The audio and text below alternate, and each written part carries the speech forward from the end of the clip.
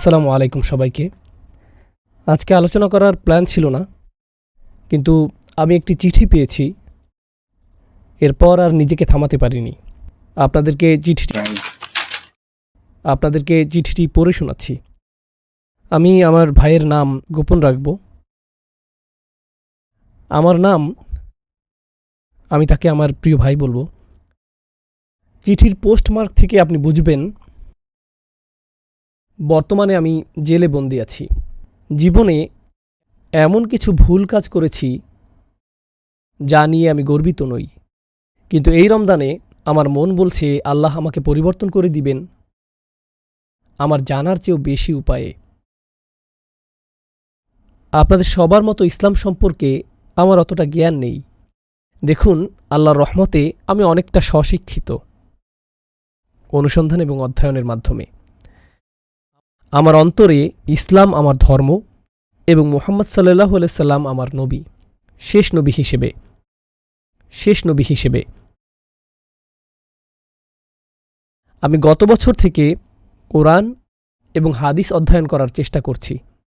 আমি অন্য ভাইদের কাছে সাহায্যের আবেদন করিনি, কারণ আমি ভয় পাচ্ছি সমাজের লোকজন আমাকে অপমান করে থামিয়ে দিবে। সত্যি বলতে আমার সাহায্য দরকার আরও শেখার ক্ষেত্রে, কারণ আমি একা একা ভালোভাবে শিখতে পারবো না। যে কারণে আমি আপনাকে এই চিঠি পাঠিয়েছি। আমি জেলে থেকে আমার ট্যাবলেটে নোমান আলী খানের অডিও পডকাস্ট শুনছি। এই খুতবাগুলো প্রতিদিন আমাকে শক্তি এবং সাহস যোগায়। এটা বলার অপেক্ষা রাখে না যে আমি এগুলোর জন্য অনেক বেশি বাধিত এবং কৃতজ্ঞ, কারণ আল্লাহ আমাকে এই ভ্রমণে এত বেশি সাহায্য করেছেন যে আমি নিজের ভেতরে পরিবর্তন অনুভব করছি, আর আমার ঈমান দিন দিন আরও শক্তিশালী হচ্ছে। এমনকি এমন দিনগুলোতেও যখন মুসলিম হিসেবে থাকা খুবই কঠিন। যাই হোক, আগামীকাল রমজান। চিঠিটি রমজান শুরু হওয়ার পূর্বে লেখা। আমার কাছে পড়ার উপকরণ খুবই কম এবং ভালোভাবে শেখানোর জন্য তেমন কোনো ভাইও নেই। তাই আমি আমার বোনকে বলেছি গুগলে আপনার ঠিকানা খুঁজতে। যাই হোক ভাই, প্লিজ, আমি কি আপনার কমিউনিটির অংশ হতে পারবো? আপনার কি এমন কোনো কোর্স আছে যা আমাকে আরবি শেখার ক্ষেত্রে এবং আমার ঈমান শক্তিশালী করার ক্ষেত্রে সাহায্য করবে? আমি এমন একটি জেলে বন্দী যেখানে শুধু খ্রিস্টান ধর্মের শিক্ষা প্রদান করা হয়। আপনার খুতবাগুলো ছাড়া আমি কোনো ইসলামী শিক্ষা লাভ করতে পারতাম না। আরেকটি কথা, আপনার পডকাস্টে সর্বশেষ খুতবা অক্টোবর 2017-এর, তো সে কয়েক বছর আগের জিনিস শুনছে। যদি সম্ভব হয় দয়া করে এগুলো আপডেট করবেন। আমি যেমন বলেছি, আমার এখানে শুধু খ্রিস্টান সার্ভিস আছে, আর তারা মুসলিমদের সাহায্য করবে না। আমি একটি নতুন তাওয়ালে সালাত আদায় করছি। নিজের একটি রুমালকে টুপি হিসেবে ব্যবহার করছি। আমার মনে হচ্ছে রমজান পালন করতে হলে আমাকে আমার খাবার জমা করে রাখতে হবে। দৃঢ়তার সাথে বলছি ভাই, কোনো কিছুই আমাকে সিয়াম পালন থেকে বিরত রাখতে পারবে না। তাই আপনি যদি দয়া করে কোর্স এবং পড়ার উপকরণ দিয়ে সাহায্য করতে পারেন এবং একটি টুপি দিয়ে, আমি কৃতজ্ঞতার সাথে তার তারিফ করব। আমার কথাগুলো একজন ভাই হিসেবে লিখছি। ভাই, আপনি যদি আমাকে সাহায্য করেন, প্লিজ আলাদা করে একটি চিঠিও লিখে পাঠাবেন যে আপনি সাহায্য পাঠিয়েছেন, কারণ আমার মনে হয় তারা জিনিসগুলো গ্রহণ করে আমার জিনিসপত্রের সাথে রেখে দিবে আর আমাকে কখনো জানাবে না। থ্যাংক ইউ, আপনার মুসলিম ভাই। এই চিঠিটা আজকে পড়লাম। পড়ার পর নিজের অন্যান্য কাজগুলো বন্ধ করে দিতে বাধ্য হলাম এবং এই আয়াতগুলো নিয়ে চিন্তা করতে বাধ্য হলাম। তো আমি আপনাদের সবার সামনে এই আয়াতগুলো পড়ছি।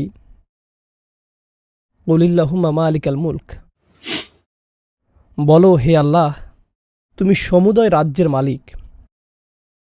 তো মালিকানা এবং রাজত্ব দুটি ভিন্ন জিনিস।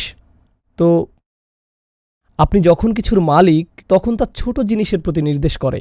যেমন আমি একটি কলমের মালিক, আমি একটি গাড়ির মালিক, আমি একটি চেয়ারের মালিক, এরকম কিছু ছোট ছোট জিনিস। এটা হলো মালিকানা।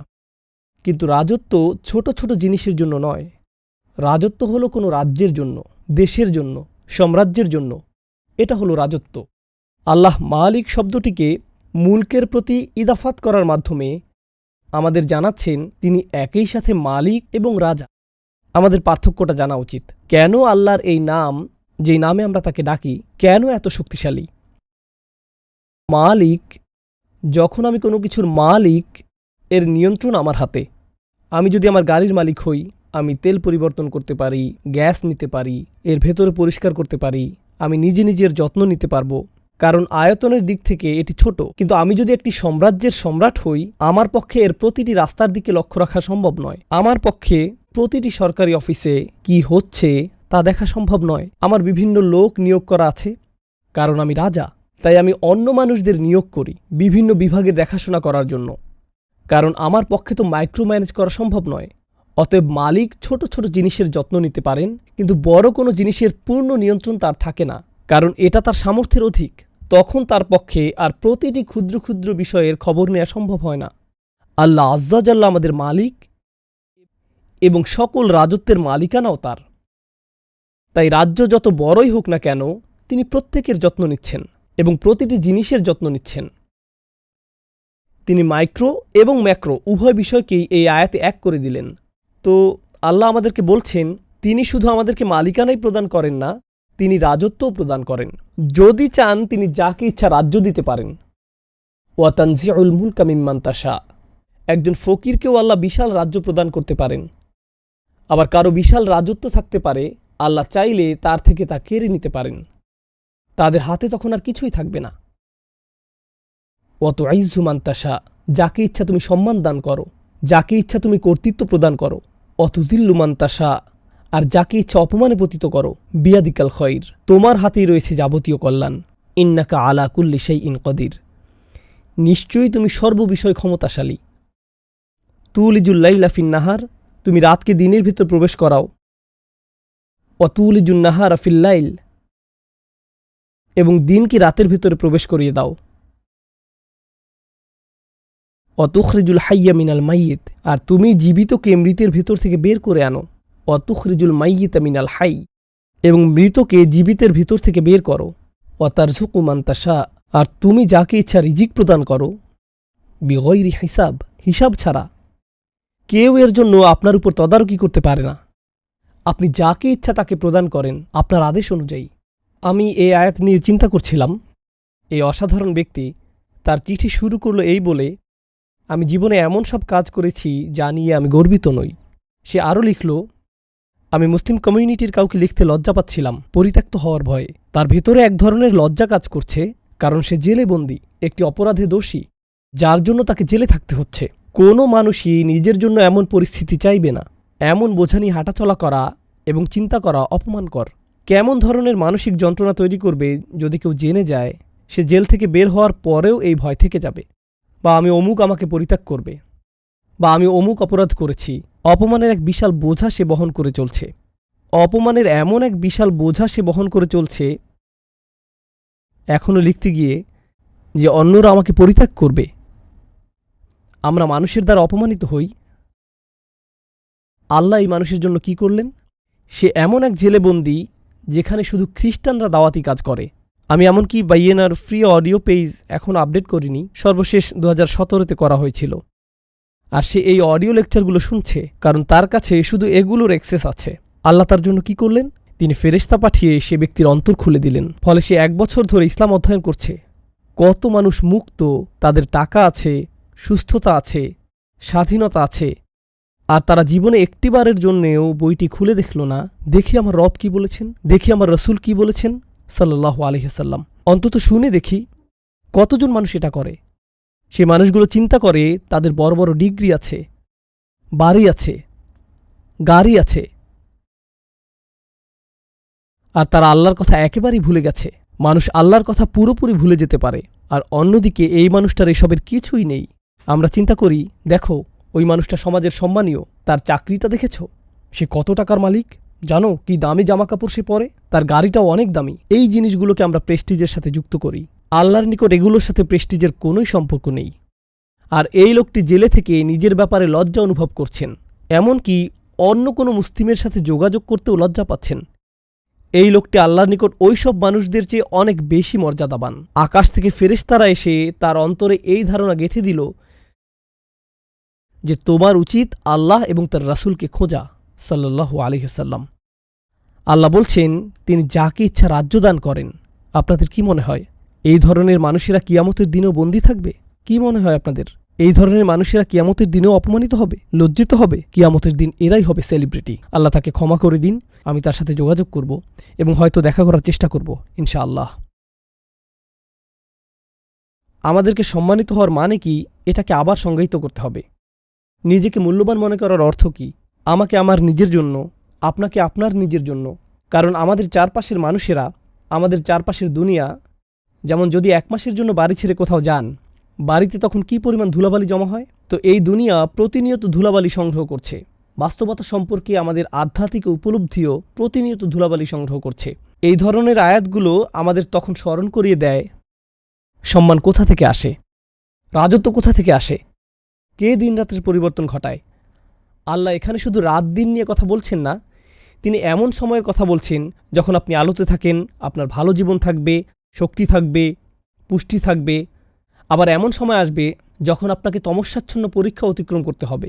এরপর তিনি আবার আপনাকে আলোতে ফিরিয়ে আনবেন, আবার অন্ধকারে, আপনি আবার অন্ধকারে পতিত হবেন, তিনি আবার আপনাকে আলোতে ফিরিয়ে আনবেন। আল্লাহ তার দাসদের জন্য এমনটি করেন। তিনি দেখতে চান তারা কি করে। লিয়াবলুয়াকুম আইয়ুকুম আহসানু আমালা, যাতে তোমাদেরকে পরীক্ষা করেন কে তোমাদের মধ্যে কর্মে শ্রেষ্ঠ। সুতরাং প্রথমত আল্লাহর কাছে সত্যিকারের সেলিব্রিটি তারা হবে না, যাদেরকে আমরা সেলিব্রিটি মনে করি। আমার মতো মানুষেরা হবে না, যাদের অনেক ফলোয়ার আছে বা যাদের ভিডিওর লক্ষ লক্ষ ভিউ হয়, সবার পরিচিত বা খ্যাতনামা ব্যক্তিরা হবে না।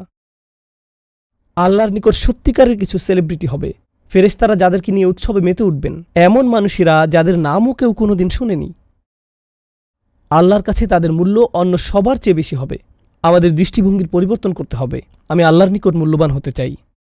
আমি এমন মানুষদের অন্তর্ভুক্ত হতে চাই যাকারাহুল্লাহু ফীমান ইনদাহু। আল্লাহ যাদের কথা সেরা সেরা ফেরেশতাদের সাথে আলোচনা করেন। ভাবতে পারেন এই মানুষটি জেলখানায় বসে বসে একাকিত্ব অনুভব করছে, আর সর্বোচ্চ আকাশে ফেরেশতাদের জামায়াতে আল্লাহ তার এই সব বান্দাদের নিয়ে গর্ব প্রকাশ করছেন। দেখো আমার বান্দা কি করছে, দেখো কিভাবে সে আরও শেখার জন্য চেষ্টা করছে। চিন্তা করে দেখুন, এরকম একটা চিঠি লেখার জন্য কতটুকু মনোবল থাকা দরকার। একটা তোয়ালেতে নামাজ পড়তে পেরে সে কতই না কৃতজ্ঞ। শুধু চিন্তা করে দেখুন আল্লাহ আমাদের কত কিছু দিয়েছেন, তবু আমাদের সার্বক্ষণিক মনোযোগ শুধু কি কি নেই তার উপরে। আর এমন পরিস্থিতিতে থেকে এই মানুষটি ভাবছে, আমি যদি আমার দিন সম্পর্কে আরেকটু শিখতে পারি। আপনি কি আমাকে কিছু পাঠাতে পারেন যেন আমি আরও শিখতে পারি? আমরা এখানে চিন্তা করছি ইফতারের জন্য কি কি খাবো, আর এই মানুষটি ভাবছে না, আমার খাবার জমা করতে হবে, আমি রোজা ছাড়ব না। কারণ তাদেরকে জেলখানায় নির্দিষ্ট সময় খাবার সরবরাহ করা হয়, তাকে তো আর ইফতারের সময় খাবার দেওয়া হবে না। সে তার রমজান এবং ধর্মীয় উন্নতির বিষয়ে বেশি উদ্বিগ্ন, আল্লাহর সাথে তার সম্পর্ক নিয়ে। এই মানুষগুলোই আমাকে অনুপ্রাণিত করে। আপনি যখন এমন মানুষের সম্পর্কে জানবেন বা এমন মানুষের সাক্ষাৎ লাভ করেন, এগুলো আল্লাহর নিদর্শন। আপনি তখন আল্লাহর নিদর্শনের কথা ভাবতে থাকেন। আপনার চারদিকে সর্বত্র আল্লাহর নিদর্শন রয়েছে, আমার চারপাশে আল্লাহর নিদর্শন রয়েছে। আমরা যেন এগুলো দেখেও না দেখার ভান না করি, সেগুলোর প্রতিও আমাদের অন্তর খুলে দিতে হবে।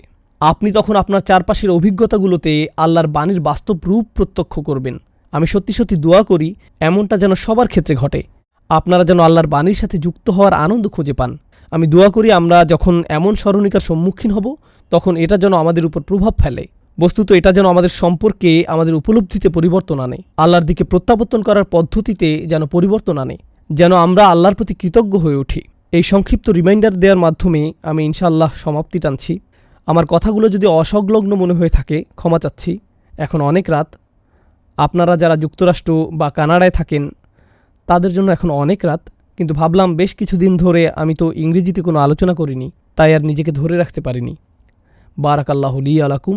আসসালামু আলাইকুম ওয়া রাহমাতুল্লাহি ওয়া বারাকাতুহু।